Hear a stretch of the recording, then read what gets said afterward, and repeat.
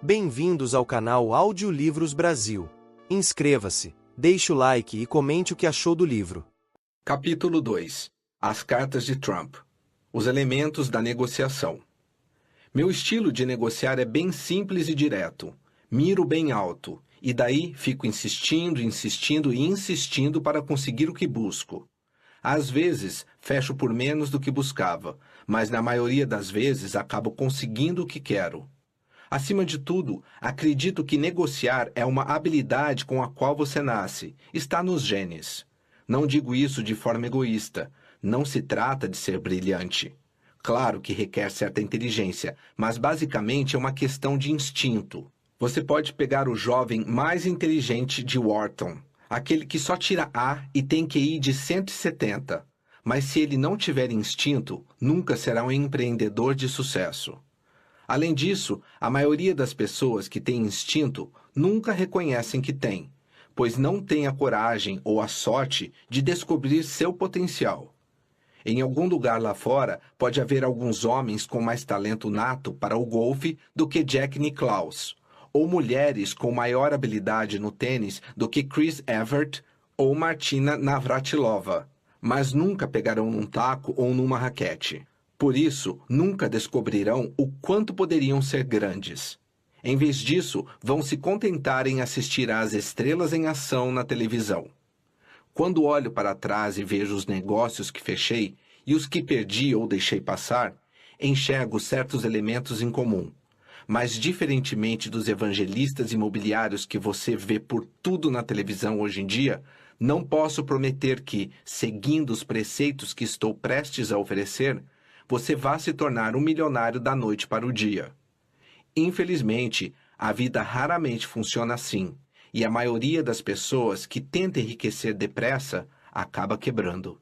Quanto àqueles de vocês que possuem os genes, que têm um instinto e que poderiam ser altamente bem-sucedidos, bem, espero que não sigam meus conselhos, porque isso deixaria o mundo muito mais difícil para mim.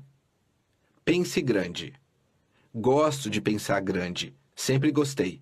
Para mim é muito simples. Se de qualquer maneira você vai pensar, pode muito bem pensar grande. A maioria das pessoas pensa pequeno porque tem medo do sucesso, medo de tomar decisões, medo de vencer. E isso dá grande vantagem para gente como eu. Meu pai construiu edifícios de baixa e média renda no Brooklyn e no Queens. Mas mesmo nessa época, eu era atraído pelas melhores localizações. Quando estava trabalhando no Queens, sempre mirava Forest Hills. E quando fiquei mais velho e talvez mais sábio, percebi que Forest Hills era ótimo, mas não era a Quinta Avenida. Então comecei a olhar para Manhattan, pois desde pequeno sempre soube exatamente o que queria fazer. Não me contentava em apenas ter dinheiro para viver bem. Sempre quis causar impacto. Estava lá para construir algo monumental, algo pelo qual valesse a pena um grande esforço. Muita gente podia comprar e vender casas germinadas, ou construir prédios massificados. O que me atraía era o desafio de construir um empreendimento espetacular em quase 100 acres à margem do rio, no West Side de Manhattan, ou criar um hotel enorme perto da Grand Central Station, na Park Avenue com a Rua 42. O mesmo tipo de desafio atraiu-me para Atlantic City. É ótimo construir um hotel de sucesso, mas é muito melhor edificar um hotel ligado a um enorme cassino que pode render 50 vezes mais do que você ganharia alugando quartos de hotel. Está se falando de uma escala de magnitude inteiramente diferente. Uma das chaves para pensar grande é foco total. É quase como uma neurose controlada, que é uma qualidade que notei em vários empresários de sucesso. Eles são obsessivos, focados, determinados e às vezes quase maníacos, mas tudo é canalizado para o trabalho. Enquanto outras pessoas ficam paralisadas pela neurose, as que refiro aqui na verdade são beneficiadas por ela. Não estou dizendo que essa característica leve a uma vida mais feliz ou melhor, mas é maravilhosa quando se trata de obter o que você quer. Isso é particularmente verdade no mercado imobiliário de Nova York, onde você negocia com algumas das pessoas mais afiadas, duronas e perversas do mundo. Acontece que adoro bater de frente com essas caras e derrotá-los. Proteja o ponto fraco e o ponto forte se cuida sozinho. As pessoas pensam que sou jogador. Nunca joguei na vida. Para mim, jogador é o cara que usa caça-níqueis. Prefiro ser dono de caça-níqueis. Ser a banca é um negócio muito bom. Disseram que acredito no poder do pensamento positivo. Na verdade, acredito no poder do pensamento negativo.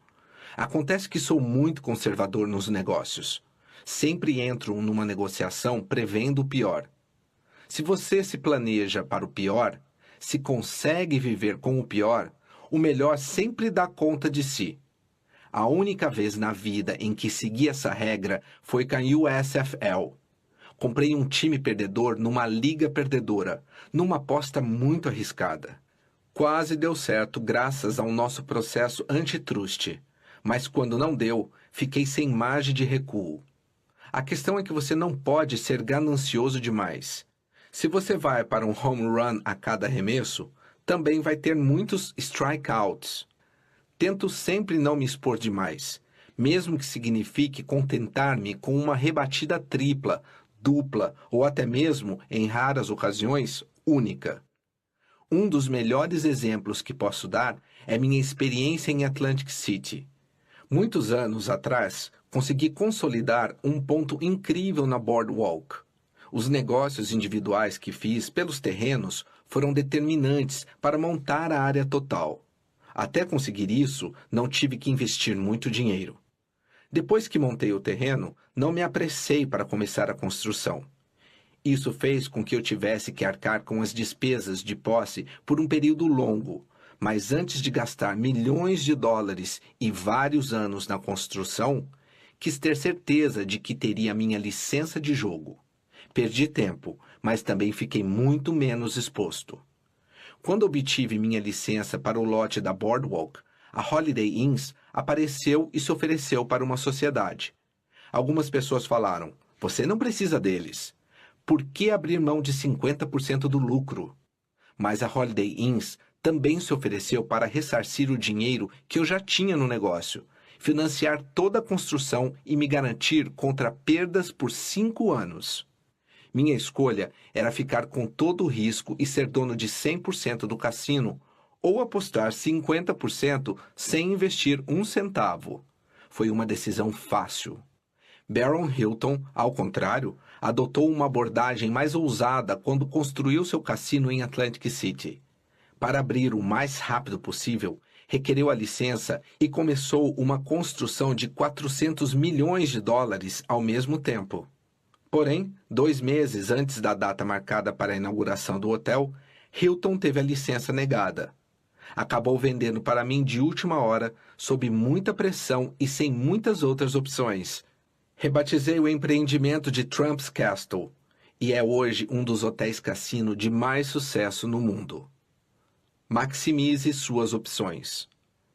Também me protejo sendo flexível. Nunca me apego demais a uma negociação ou a uma abordagem. Para começar, mantenho muitas opções em aberto, pois a maioria das negociações dá em nada. Não importa o quanto pareçam promissoras no começo.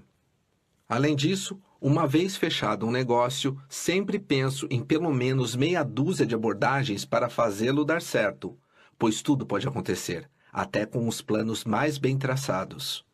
Por exemplo, se não tivesse conseguido as aprovações que queria para Trump Tower, poderia construir um prédio de escritórios e ficaria muito bem. Se tivessem negado minha licença em Atlantic City, eu poderia ter vendido o terreno que montei para algum outro operador de cassinos com um bom lucro. Talvez o melhor exemplo que possa dar é a primeira negociação que fiz em Manhattan. Tive a opção de adquirir o pátio da Central Penn na Rua 34 Oeste. Minha primeira proposta era construir moradias de classe média no local, com financiamento do governo. Infelizmente, a cidade começou a ter problemas financeiros e o dinheiro para a habitação pública secou de repente. Não fiquei muito tempo sentindo pena de mim mesmo. Em vez disso, Troquei para minha segunda opção e comecei a promover o terreno como ideal para um centro de convenções. Levou 2 anos de insistência e promoção, mas, no fim, a cidade designou meu terreno para o centro de convenções, e ele foi construído ali. Claro que, se não tivessem escolhido meu lote, eu teria elaborado uma terceira abordagem. Conheça seu mercado. Algumas pessoas têm noção de mercado, outras não. Steven Spielberg tem, Lee Iacocca, da Chrysler, tem, e também Judith Krantz, da maneira dela. Woody Allen tem em relação ao público que interessa em atingir, assim como Sylvester Stallone na outra ponta do espectro. Algumas pessoas criticam Stallone, mas é preciso dar-lhe crédito. Afinal, é um homem de apenas 41 anos e já criou 2 dos maiores personagens de todos os tempos, Rocky e Rambo. Para mim, é um diamante bruto, um gênio puramente por instinto. Sabe o que o público quer e dá isso. Gosto de pensar que tenho esse instinto. Por isso, não contrato muitos analistas de mercado e não confio em pesquisas de mercado sofisticadas. Faço as minhas próprias pesquisas e tiro as minhas conclusões.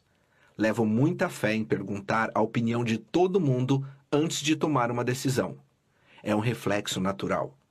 Se estou pensando em comprar uma propriedade, pergunto aos moradores da área o que eles acham das escolas, da criminalidade e das lojas. Quando estou em outra cidade e pego um táxi, sempre faço perguntas ao motorista. Pergunto sem parar, até começar a ter algum pressentimento de alguma coisa. É aí que tomo uma decisão. Aprendi muito mais conduzindo minhas pesquisas próprias e aleatórias do que aprenderia com as melhores empresas de consultoria. Elas enviam uma equipe de Boston, alugam uma sala em Nova York e cobram $10.000 por um estudo detalhado. No fim, não há nenhuma conclusão, e leva tanto tempo para ficar pronto que, se o negócio que você estava considerando era bom, já era há tempos. Outras pessoas que não levo muito a sério demais são os críticos, a não ser quando atrapalham meus projetos. Na minha opinião, eles escrevem principalmente para impressionar uns aos outros e são tão influenciados por modismos quanto qualquer um. Numa semana, louvam aos céus as torres de vidro despojadas. Na semana seguinte, redescobriram o vintage e celebram o detalhe e a ornamentação. O que quase nenhum deles tem é a percepção do que o público quer. Por isso que, se os críticos tentassem tornar-se construtores, seria um tremendo fracasso. Os críticos estavam céticos quanto à Trump Tower antes de ela ser construída, mas o público obviamente gostou. Não estou falando do tipo de pessoa que herdou o dinheiro há 175 anos e mora na Rua 84 com Park Avenue. Falo do italiano endinheirado com uma esposa linda e a Ferrari vermelha. Essas pessoas, o público que busco, veio para Trump Tower em massa. O engraçado com a Trump Tower é que acabamos tendo ótimas críticas de arquitetura. Os críticos não queriam falar bem porque ela representava várias coisas de que eles não gostavam na época. Mas no fim, o edifício era tão lindo que não tiveram escolha. Sempre sigo meu instinto, mas não vou negar, é sempre bom receber críticas positivas. Use sua vantagem. A pior coisa que você pode fazer numa negociação é parecer desesperado para fechá-la. Isso faz o outro cara farejar sangue, e aí você está morto.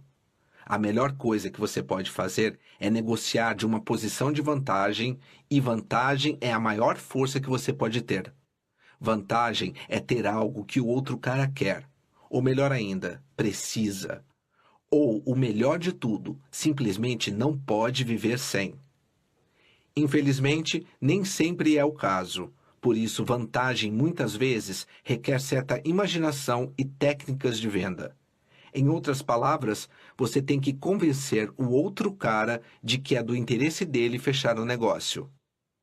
Em 1974, em uma tentativa de fazer a prefeitura aprovar minha negociação para a compra do Commodore Hotel, na Rua 42 Leste, convenci os donos a tornar público que planejavam fechar o hotel.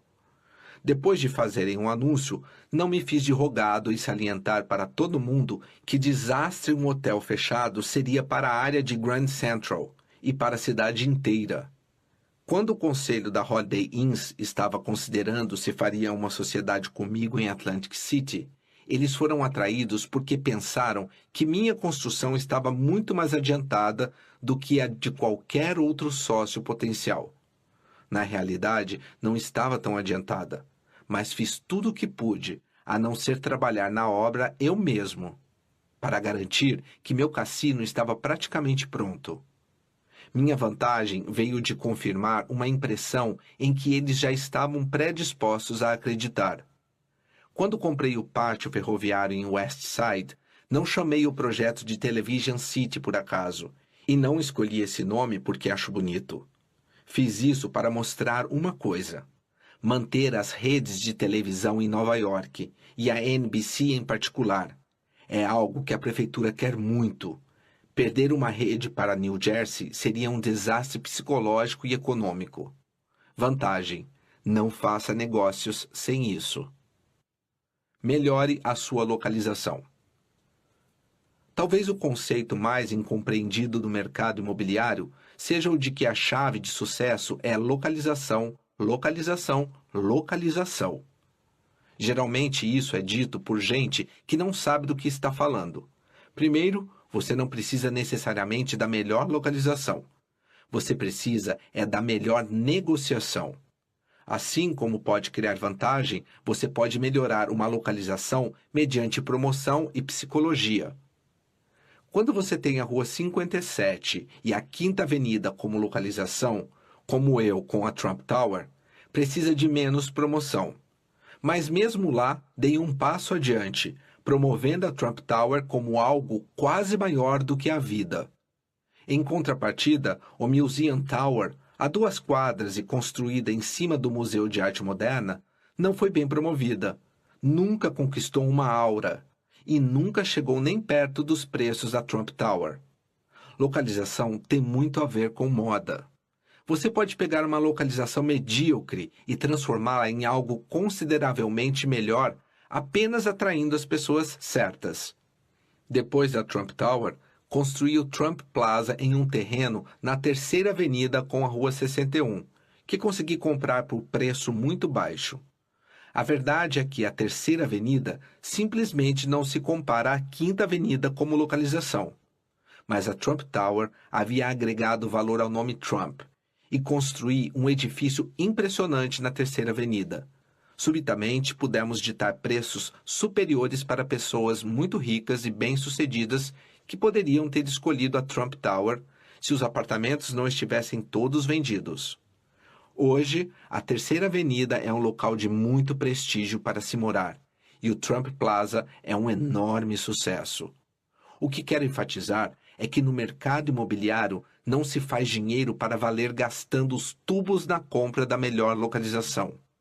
Você pode se dar mal fazendo isso, assim como pode também se dar mal comprando uma localização ruim, mesmo que por um preço baixo. O que você nunca deve fazer é pagar demais, mesmo que isso signifique abrir mão de um local muito bom, o que é apenas uma maneira mais sofisticada de enxergar a localização. Espalhe a notícia. Você pode ter o produto mais maravilhoso do mundo, mas se as pessoas não souberem disso, ele não valerá nada. Existem cantores neste mundo com voz tão boa quanto a de Frank Sinatra, mas estão cantando na garagem porque nunca ninguém ouviu falar deles. Você precisa gerar interesse e precisa criar entusiasmo. Uma das formas é contratar um pessoal de relações públicas e pagar um monte de dinheiro para que vendam o que você tem. Mas para mim, isso é como contratar consultores de fora para estudar o mercado. Nunca é tão bom quanto fazer você mesmo. Algo que aprendi sobre a imprensa é que estão sempre famintos por uma boa história, e quanto mais sensacional, melhor. Está na natureza do trabalho e entendo. O fato é que, se você for um pouco diferente, ou um pouco escandaloso, ou fizer coisas que sejam ousadas ou controversas, a imprensa vai escrever sobre você. Sempre fiz as coisas de um modo um pouco diferente. Não ligo para a controvérsia e minhas negociações tendem a ser um tanto ambiciosas. Além disso, realizei muita coisa quando era bem jovem e escolhi viver um certo estilo. O resultado é que a imprensa sempre quis escrever sobre mim. Não estou dizendo que necessariamente gostem de mim. Às vezes, escrevem de forma positiva, às vezes negativa. Mas do ponto de vista puramente de negócios, os benefícios de terem escrito sobre mim superaram de longe os reveses. Na verdade, é bem simples. Se pega uma página inteira do New York Times para anunciar um projeto, isso pode custar $40.000, e as pessoas ainda tendem a ser um pouco céticas quanto a anúncios. Mas, se o New York Times publica até mesmo uma pequena reportagem moderadamente positiva sobre meus negócios, não gasto um tostão, e vale muito mais do que $40.000. O engraçado é que mesmo uma reportagem crítica, que pode ser pessoalmente danosa, pode ser muito valiosa para o seu negócio. A Television City é um exemplo perfeito. Quando comprei o terreno em 1985, muita gente, mesmo do West Side, não se deu conta de que aqueles 100 acres existiam. Aí, anunciei que construiria o prédio mais alto do mundo no local. Na mesma hora, virou um evento de mídia. O New York Times colocou na primeira página. Dan Hatter anunciou o telejornal da noite. E George Will escreveu uma coluna na Newsweek. Todo crítico de arquitetura deu sua opinião, bem como vários editorialistas. Nem todos gostaram da ideia do prédio mais alto do mundo, mas o importante é que recebemos um bocado de atenção, e isso em si gera valor. Outra coisa que faço quando falo com repórteres é ser direto. Tento não os enganar, nem ficar na defensiva, porque é exatamente desse jeito que as pessoas se metem em encrenca com a imprensa. Em vez disso, quando um repórter faz uma pergunta difícil, tento formular uma resposta positiva, mesmo que signifique mudar a argumentação.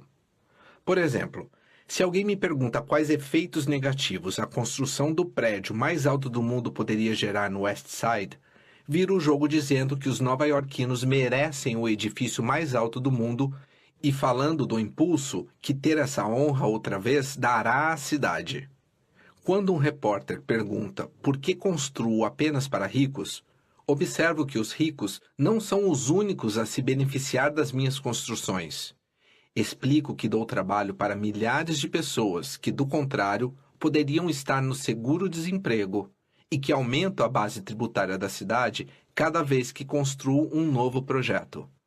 Também destaco que edifícios como a Trump Tower ajudaram a deflagrar o renascimento de Nova York. A última chave do meu jeito de fazer promoção é a bravata. Eu brinco com a fantasia das pessoas. Nem sempre as pessoas pensam grande, mas podem ser muito instigadas por quem faz isso. Por isso, um pouco de hipérbole nunca faz mal. As pessoas querem acreditar que uma coisa é a maior, a melhor e a mais espetacular. Chamo isso de hipérbole verdadeira. É uma forma inocente de exagero e uma forma muito eficiente de promoção. Revide.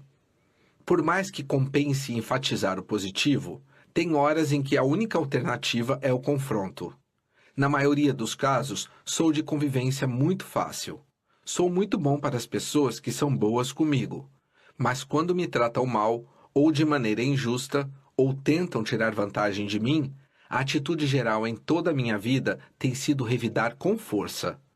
O risco é piorar uma situação ruim, e certamente não recomendo essa abordagem para todo mundo.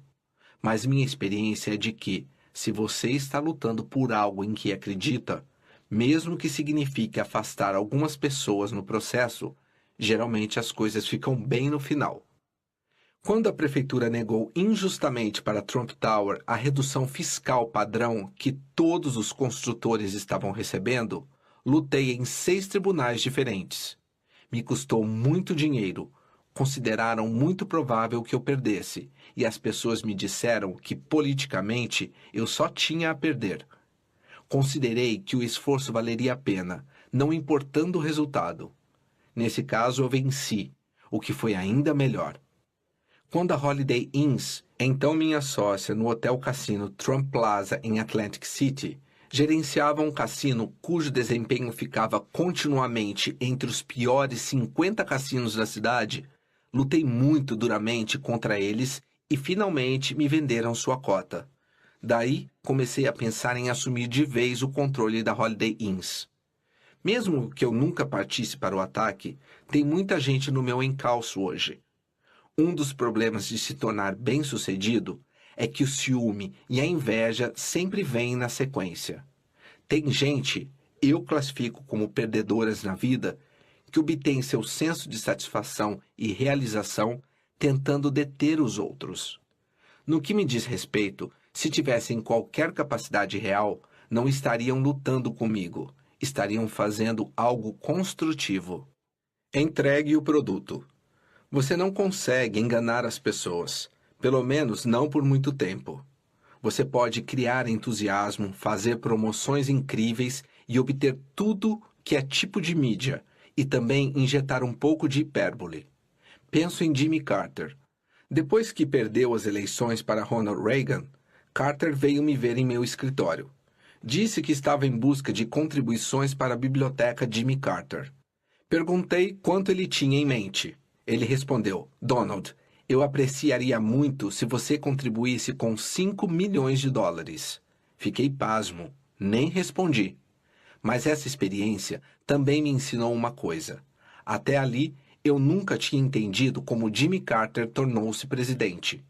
A resposta é que, por menos qualificado que fosse para o cargo, Jimmy Carter tinha cara, peito e colhões para pedir algo extraordinário. Essa capacidade ajudou-o a se eleger presidente. Mas aí é claro que o povo americano sacou bem rapidamente que Carter não conseguia fazer o trabalho. E ele perdeu de lavada quando concorreu à reeleição. Ronald Reagan é outro exemplo. É tão impecável e eficiente como artista que conquistou, por exemplo, o povo americano. Somente agora, 7 anos mais tarde, as pessoas estão começando a se questionar se existe alguma coisa por baixo daquele sorriso. Vejo a mesma coisa em meus negócios, que está cheio de gente que tem lábia, mas não cumpre o que diz. Quando a Trump Tower se tornou um sucesso, muitos construtores tiveram a ideia de imitar nosso átrio e pediram aos seus arquitetos que fizessem um projeto. Os desenhos chegavam e começavam a orçar os custos da obra. O que descobriam é que as escadas rolantes de bronze custariam $1 milhão a mais, a cascata custaria $2 milhões e o mármore custaria muitos milhões a mais. Viam que aquilo tudo acrescentava muitos milhões de dólares a mais. E, de repente, esses grandes ambiciosos decidiam, bem, vamos esquecer do átrio. No fim, o dinheiro sempre fala. Tenho sorte, pois trabalho em um nicho muito, muito especial, no topo do mercado, e posso bancar o custo mais alto para construir o melhor. Promovi a Trump Tower de todas as maneiras possíveis e imagináveis, mas também tinha um ótimo produto para promover. Contenha os custos. Acredito em gastar o que é preciso, mas também acredito em não gastar mais do que se deve. Quando eu construía moradias de baixa renda, o mais importante era construir de forma rápida, barata e adequada para poder alugar e ganhar algum dinheiro. Foi quando aprendi a ter consciência dos custos. Nunca joguei dinheiro fora. Aprendi com meu pai que cada centavo conta, porque em pouco tempo seus centavos viram dólares. Até hoje, quando sinto que um empreiteiro está me cobrando em excesso, pego o telefone e reclamo, mesmo que seja só por $5 mil ou $10 mil. As pessoas me perguntam, por que se incomodar por causa de uns poucos dólares? Minha resposta é que, no dia em que eu não puder pegar o telefone e fazer uma ligação de 25 centavos para economizar $10 mil, é o dia em que encerrarei as atividades. A verdade é que você pode sonhar grandes sonhos, mas eles nunca renderão muita coisa se você não os transformar em realidade a um custo razoável. Na época em que construí o Trump Plaza em Atlantic City, os bancos estavam relutantes em financiar qualquer construção nova, porque até então, quase todos os cassinos haviam apresentado dezenas de milhões de dólares em custos excedentes. Entregamos o Trump Plaza dentro do orçamento e no prazo. Como resultado, pudemos abrir no fim de semana do Memorial Day o começo da alta temporada. Em contrapartida, Bob Guccione, da Penthouse, há 7 anos estava tentando construir um cassino em um terreno bem ao lado da nossa boardwalk. Tudo o que ele tem para mostrar de seus esforços é uma estrutura semi-construída e enferrujada, e dezenas de milhões de dólares em receita perdida e custos de propriedade desperdiçados. Até pequenas obras podem sair do controle se você não ficar atento. Por quase 7 anos, assisti da janela de meu escritório a tentativa da prefeitura de reformar o Woman Rink no Central Park. No final daquele período, milhões de dólares haviam sido desperdiçados e a obra estava tão longe do fim como quando havia começado. Estavam prontos para arrancar o concreto e começar de novo, quando não aguentei mais e me ofereci para fazer. A obra levou 4 meses para ficar pronta, por uma fração do gasto da prefeitura. Divirta-se. Não me iludo. A vida é muito frágil e o sucesso não muda isso. Quando muito, o sucesso a deixa mais frágil. Tudo pode mudar sem aviso, e é por isso que tento não levar a sério demais nada do que acontece.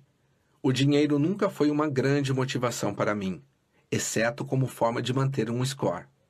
O verdadeiro entusiasmo é jogar o jogo.